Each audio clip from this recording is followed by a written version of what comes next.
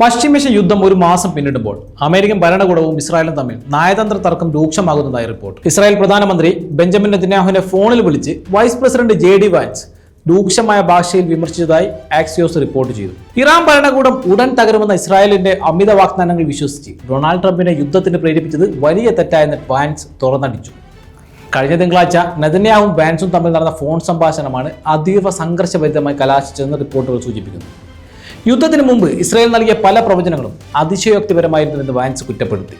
ഇറാന്റെ സൈനിക കേന്ദ്രങ്ങൾ ആക്രമിച്ചാൽ അവിടുത്തെ ജനങ്ങൾ ഭരണകൂടത്തിനെതിരെ തിരിയുമെന്നും ഭരണമാറ്റം എളുപ്പമാകുമെന്നും നെതന്യാഹുവിന് ട്രംപ് ഉറപ്പു നൽകിയിരുന്നു. ഇറാനിലെ ഭരണമാറ്റം വളരെ എളുപ്പമുള്ള ഒന്നാണെന്ന് നിങ്ങൾ പ്രസിഡന്റിനെ പറഞ്ഞ് വിശ്വസിപ്പിച്ചു. എന്നാൽ യാഥാർത്ഥ്യം മറ്റൊന്നാണ്. അമേരിക്കൻ സൈനികർക്ക് പരിക്കേൽക്കുന്നതിനും സാമ്പത്തിക പ്രതിസന്ധിക്കും ഈ യുദ്ധം കാരണമായതിൽ വാൻസ് കടുത്ത രോഷത്തിലാണ്. അതേസമയം വാൻസിനെ ഇസ്രായേൽ വിരുദ്ധനായി ചിത്രീകരിക്കാൻ ഇസ്രായേലിലെ ചില കേന്ദ്രങ്ങൾ ശ്രമിക്കുന്നതായി വൈറ്റ് ഹൗസ് സംശയിക്കുന്നുണ്ട്. വാൻസ് നെതന്യാഹുവിനോട് കയർത്ത് സംസാരിച്ചെന്ന തരത്തിൽ ഇസ്രായേലി വലതുപക്ഷ മാധ്യമങ്ങളിൽ വന്ന വാർത്തകൾ ബോധപൂർവ്വം ചോർത്തി നൽകിയതാണെന്ന് വാൻസിന്റെ ഉപദേശകർ വിശ്വസിക്കുന്നു. ഇത്തരം പ്രചാരണങ്ങൾ ഇരു രാജ്യങ്ങളും തമ്മിലുള്ള വിശ്വാസ്യത പൂർണ്ണമായും തകർത്തിരിക്കുകയാണ്.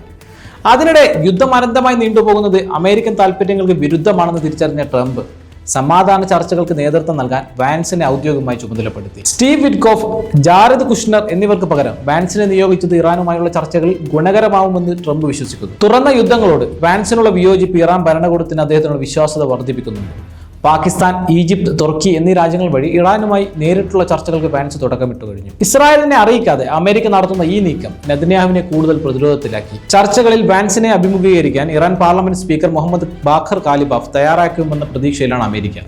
പരമോന്നത നേതൃത്വത്തിന്റെ പച്ചക്കൊടിക്കായി ഇറാൻ കാത്തിരിക്കുകയാണ്. അമേരിക്ക ഏകപക്ഷീയമായി വെടിനിർത്തൽ പ്രഖ്യാപിച്ചേക്കുമെന്ന ഭീതിയിലാണ് ഇപ്പോൾ നെതന്യാഹു. ഇസ്രായേൽ സൈന്യം നേരിടുന്ന കടുത്ത സൈനിക ക്ഷാമവും ആഭ്യന്തര രാഷ്ട്രീയ സമ്മർദ്ദവും അദ്ദേഹത്തിന്റെ പതനത്തിന് ആക്കം കൂട്ടുന്നു. പഴയ തെറ്റുകൾ ആവർത്തിക്കരുതെന്ന് നിർബന്ധമുള്ള വാൻസ് സമാധാന ചർച്ചകൾ പരാജയപ്പെട്ടാൽ മാത്രമേ കടുത്ത സൈനിക നടപടിയിലേക്ക് നീങ്ങുകയുള്ളൂ. നെതന്യാഹുവിന്റെയും മൊസാദിന്റെയും തെറ്റായ യുദ്ധതന്ത്രങ്ങൾ വിശ്വസിച്ച് ഇറാനെതിരെ പടക്കിറങ്ങിയ ട്രംപ് ഭരണകൂടം ഇപ്പോൾ JD വാൻസിലൂടെ സമാധാനത്തിന്റെ വഴിതേടുന്നത് പശ്ചിമേഷ്യയിലെ യുദ്ധസമവാക്യങ്ങളെ പൂർണ്ണമായും മാറ്റിമറിക്കും. ഇറാഖ് യുദ്ധത്തിൽ പങ്കെടുത്ത സൈനികൻ എന്ന നിലയിൽ പഴയ തെറ്റുകൾ ആവർത്തിക്കരുതെന്ന നിർബന്ധം വാൻസിനുണ്ട്. സമാധാന ചർച്ചകൾ പരാജയപ്പെട്ടാൽ മാത്രം ഇറാനെതിരെ അതിശക്തമായ സൈനിക നീക്കം എന്നതായിരുന്നു തുടക്കം തൊട്ടേ അദ്ദേഹത്തിന്റെ നിലപാട്. യുദ്ധത്തിന്റെ തുടക്കത്തിൽ അമിത ശക്തി ഉപയോഗിച്ച് വേഗത്തിൽ വിജയം നേടണമെന്നായിരുന്നു വാൻസ് നിർദ്ദേശിച്ചിരുന്നത്. ഇസ്രായേലിന്റെ സുരക്ഷയെ പിന്തുണക്കുമ്പോഴും അമേരിക്കയുടെ ആയുധ ശേഖരത്തെയും സാമ്പത്തിക നിലയും ബാധിക്കുന്ന രീതിയിൽ യുദ്ധം നീണ്ടുപോകുന്നതിൽ വാൻസ് ആശങ്കാകുലരാണ്. വാൻസ് നടത്തുന്ന പുതിയ നയതന്ത്ര നീക്കങ്ങൾ പശ്ചിമേഷ്യയുടെ ഭാവിയെ സംബന്ധിച്ചിടത്തോളം നിർണായകമാണ്.